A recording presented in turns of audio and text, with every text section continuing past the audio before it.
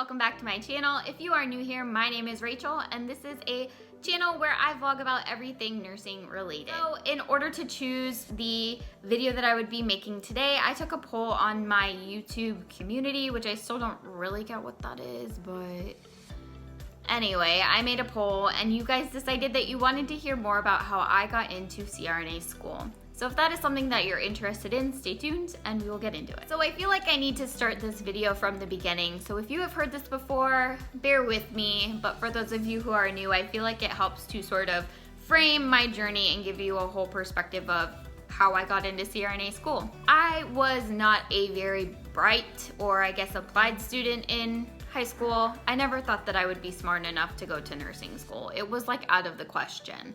I did end up going to college as an undeclared major, and that lasted 3 days before I moved back home. That was just sort of like my college life. I wrote off college as something I would just never do. And shortly thereafter, I got married. My husband was in the military, so as a military spouse, I felt like it was really important that my career could be mobile. I decided that I would pursue a career in medical transcription, which was something that I could do at home and take with me wherever we would be in the country or in the world. So I completed that training and worked as a medical transcriptionist for probably about a year and a half before I realized that it just was not fulfilling for me. Yeah, I could do it. Yeah, I could make okay money at it, but it was not something that I wanted to do for the rest of my life. And I felt like at the end of the day, I was missing something. I was missing what I later found out to be that patient interaction. As with most of the things that I do in life, as soon as I sort of realized that, hey, I could maybe go to nursing school, I started thoroughly researching it, gathering every tidbit of information that the internet would throw my way. And I started sort of making a plan for which program that I wanted to apply to, as well as doing my prerequisites and everything. As a non-traditional student, I was really intimidated by this. I felt like I was at a disadvantage because I didn't just go full bore into college right after graduating from high school. I was really leery about that, but I ended up doing great on my prerequisites, great on my TEAS exam, and I ended up getting into the community college associates program that I had applied to. I only applied to really one program and I got in. So that was really great and I was excited that things were working out. My second semester of that associates program is actually the first time that I met and interacted with a CRNA. So I was in my OR rotation and of course we were supposed to be shadowing and observing the OR circulating nurse, but honestly, it was kind of boring. I also went into this experience being told by the OR circulating nurse not to look at, breathe on, even think about going remotely near the sterile field, which I get. But that left me, already a terrified nursing student, basically up against the OR wall, shivering because I was partly afraid, also very cold, and I just felt really uneasy. As the case was getting ready to start, this woman enters with the patient and I didn't really know who she was, but she had a presence about her that was just really calming. She was talking to the patient, reassuring the patient. I noticed that she sort of went by this weird looking machine and she was the first person really who acknowledged my existence in the OR, made eye contact with me and called me over to where she was. She showed me this weird device that I later learned was a video laryngoscope, and then she let me observe and visualize the cords while she was intubating, which was really cool. I just remember after that experience, we had our post-clinical day conference where all of the classmates would sit around and kind of say something cool that they learned or whatever from that clinical day, and I remember just gushing about how cool I thought that this lady was, how awesome it was that she was a nurse and she was doing anesthesia. And I remember after that clinical day, which the clinical days were really long, I still went home and I researched everything that I could possibly find about CRNAs. And it was pretty much at that point that I knew CRNA was somewhere in my future. Interestingly enough, I do still have a little checklist that I made because it's sort of how I work. And if you are a type A ICU nurse, you probably get that it's just very validating and calming to make lists and write things down and sort of use that to not only inspire us, but keep us on track. And so I do still have my first ever checklist that I made, kind of delineating what I found throughout my research and how I needed to move in order to get me from point A, which was being in nursing school, to point B, which was becoming a CRNA. And through my research about CRNA school, I learned that I would need some ICU experience. And so I started exploring different ideas on how to become a new graduate in the ICU. And what I saw was really quite bleak in terms of the prospect of a new grad being hired into an ICU, but the one common theme that kept on occurring was that if you are a CNA or a patient care tech in an ICU, it's very likely that you will be hired onto that unit as a new graduate. And so that's exactly what I did. I started applying to every CNA PCT job in an ICU that I could find. And months, and I mean like months later, I ended up getting a call and then later being offered a position. It was a great way to get my foot in the door. And then as soon as I got my license after graduating, I was offered a job as a new grad in that step-down unit. I worked for about 6 months in the step-down unit, but ended up cross-training, working in the ICU for about 6 months before I got the opportunity to go to NTI, which is the National Teaching Institute held by the Association for Critical Care Nurses.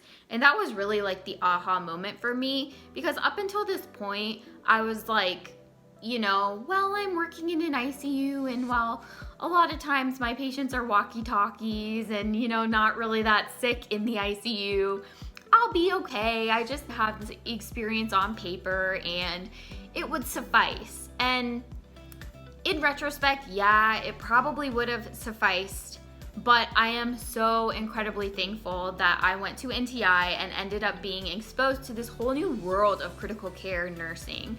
I remember seeing ECMO and attending a session about ECMO, and up to that point, I had never heard of ECMO. Didn't know the first thing about it. And after that experience, something in me changed to where I just needed to take care of that caliber of sick patients. So as soon as I got back from NTI, I remember just applying to every single ICU job that I could find at an ICU that would be larger than the one I was presently at. Anywhere that I perceived would have sick patients. And of all of the ICUs that I applied to, which probably was over 25, it took about a month or two to get a call from the manager of the CTICU of the Level 1 Trauma and Teaching Hospital that I ended up working at. And I feel like that entire process was just so perfect. There was no way that I ever could have planned it to even be that perfect, because that unit was exactly what I needed. I was super comfortable in the community hospital ICU, and like I said, it probably would have been okay. But that move into the CTICU is truly what helped me to develop my critical care thinking and truly made me into the more assertive, confident nurse that I am today. Now, right at about the time that I switched from the community hospital ICU to the CTICU at the larger hospital, I was also starting my BSN bridge program, which was all online and really worked out nicely. It was really nice to be able to just do things online at my own convenience, but still be accumulating that ICU experience that I needed to accomplish my ultimate goal. Additionally, while I was working on obtaining my bachelor's degree, I was also doing things that would help to enhance the leadership aspect of my CV. I also got involved with AACN. I became an AACN ambassador. I also became a chair of the Clinical Ladder Board and was later a member of Clinical Ladder and sort of worked my way up to the different nurse levels. If you're not familiar with Clinical Ladder, research it. It's a whole spiel, and I'm not trying to get into that in this video. Other things that I did, I became an organ donor resource for the unit, as well as I became a palliative care resource nurse. As is pretty typical with high turnover units like ICUs, I did become a preceptor a little bit sooner than I would have liked, but I was precepting. For me, that was a super fulfilling experience. I loved feeling like I was able to share my tips and tricks with new ICU nurses and, you know, set them up for success and just be a resource for them. While working on obtaining my bachelor's degree, I really started honing in on what exact CRNA program I wanted to attend and I began tailoring my to-do list to sort of fit that better, to sort of make these checks that I was gonna start ticking off for things that I needed to accomplish to have a complete application for that program. In August of 2018, I earned my bachelor's degree, and at that point, I started studying for the CCRN. I took about a month to study for the CCRN, got that, moved on to the CSC, which I wanted to get more or less just to prove to myself that, you know, I knew what I was doing in the CTICU. If you want to know more about my certifications, I do have a whole video dedicated just to that, but I'm really glad that I got my certifications because I feel like that instilled a degree of confidence in me with regard to my critical care practice that I wouldn't have had otherwise. I was really fortunate in that the requirements for the CRNA program were not your typical ones. I did not have to take the GRE. They did not require any set in stone shadowing time or hours. And so the shadowing that I did in the OR was really quite minimal. One case that I did get to observe the CRNA during was a heart transplant that had kind of gone south who had to be cannulated for ECMO. So that was my real shadowing experience. It was more of an on-the-fly thing where I sort of invited myself and was like, hey, can I observe? And just went and hung out with the anesthesiologist. In September of 2018, yes, 1 month after I had just gotten my bachelor's degree, I actually submitted my application to CRNA school. I applied to one program and one program only. I was offered an interview a couple of weeks later and then made the trip by myself to a state I had never been to, from Florida to Nebraska for the interview. And let me tell you, that was the most nerve-wracking process probably of my life. I remember leaving my interview thinking, wow, what just happened? And truly having no idea whether or not I would be offered a spot in the program. Just a week after my interview for CRNA school, I did receive a phone call from one of the directors of the program and was offered a seat. I was sort of given a dual offer. They said that I could join the last cycle of MSN graduates that they would be having, or I could wait, I think it would have been a year later for me to begin the first pilot DNP class that they were gonna have. Naturally, I did not really want to wait that long. I did not want to pay the extra tuition, and so I opted for the MSN that I had originally applied for. My husband and I did have to move across the country from Florida to the Midwest in order for me to start this program. That was a huge thing.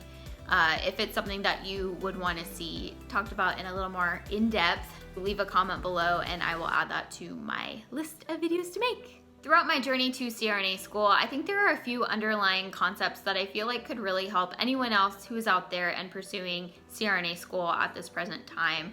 The first of which is really just uncovering your passion. Through uncovering your passion, I feel like it can really energize your process of going from point A to point B. The next thing I would say is do your research, do your homework, invest time in gathering that information so that you can make a plan for yourself and really go towards accomplishing your goals in an organized, matter-of-fact sort of fashion. So what I did, as you probably saw on my to-do list, this is of course the first one I created, so this sort of stayed with me the entire time. I did make alterations to it. I had some versions on my computer, but I always put a month and a year by which I would like to accomplish something by. It sort of gives me peace of mind knowing that yes, things are going to get accomplished, but it also holds me accountable. The last theme that I sort of wanted to throw in here that I'm always big on is just enjoying where you're at. I feel like a lot of my time in the CTICU, I was so forward set in my thinking that I never really stopped to enjoy where I was at. Of course, there were like breakthrough moments where I was like, oh my gosh, I'm taking care of an ECMO patient. A year or so back, I didn't even know what ECMO was.